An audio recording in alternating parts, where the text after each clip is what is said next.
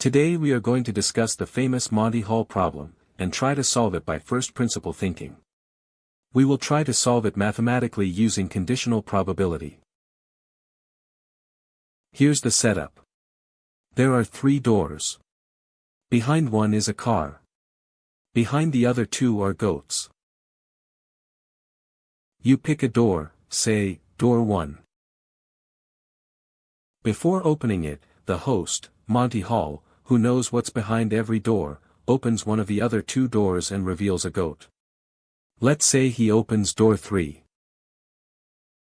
He then asks, do you want to stick with your original choice, or switch to the remaining unopened door? The question is simple, does it matter whether you switch? This is one of the best use cases for conditional probability. Monty's choice of which door to open isn't random, he knows where the car is, and he's constrained. He can never open your door, and he can never open the door with the car. That constraint carries information, and conditional probability is precisely the tool built to extract it.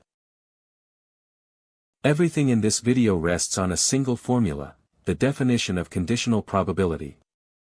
In words, the probability of A, given that we know B happened, equals the probability of both A and B happening, divided by the probability of B happening at all. Say you pick door 1. The complete sample space is fully described by 2 things, where the car actually is, and which door Monty chooses to open. Let's enumerate every combination, along with its probability. Where the car is, before anyone does anything, the car is equally likely to be behind any of the 3 doors. If the car is behind door 1, your door, Monty has 2 goats to choose from, door 2 and door 3, and nothing forces him toward either one. He picks randomly between them. If the car is behind door 2, Monty cannot open door 1, your pick, and cannot open door 2, the car. He has exactly one legal option. By the same logic, if the car is behind door 3, Monty is forced to open door 2. Now we combine these using the multiplication rule, so we can compute the probability of every joint outcome, car location and Monty's action together. If the car is behind door 1, Monty opens door 2 half the time, 1/3 times 1/2 is 1/6.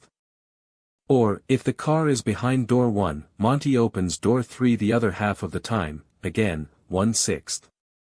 If the car is behind door 2, Monty is forced to open door 3, 1/3 times 1 is 1/3.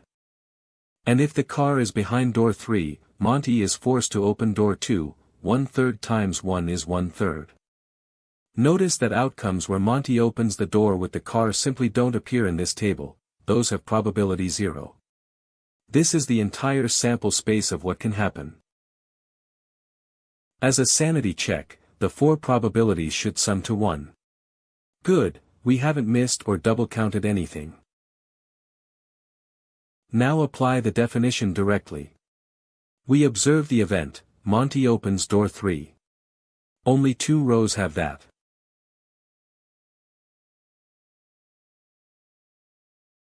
First, the probability of observing Monty open door 3 at all, 1/6 from the door 1 case, plus 1/3 from the door 2 case, equals 1/2.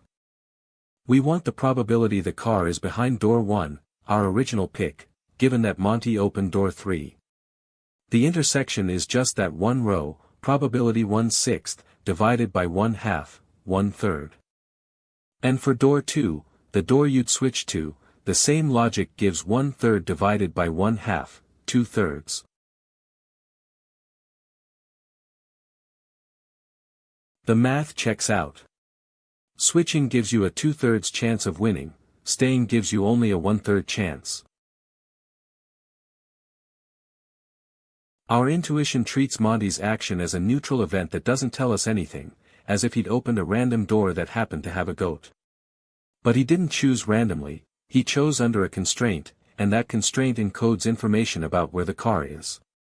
Conditional probability is the formal machinery for not throwing that information away. If switching doubles your odds still feels surprising, here's a variant that makes the mechanism unmistakable. Imagine 100 doors instead of 3, 1 car, 99 goats. You pick one door. Monty, who knows where the car is, opens 98 of the remaining 99 doors, all revealing goats, leaving exactly one door closed besides yours. Would you switch?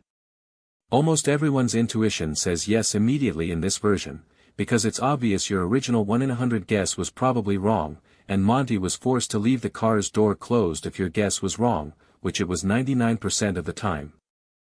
The 3-door version is just a smaller scale version of the exact same logic, it's only less obvious because the numbers are small enough that 50-50 sounds plausible.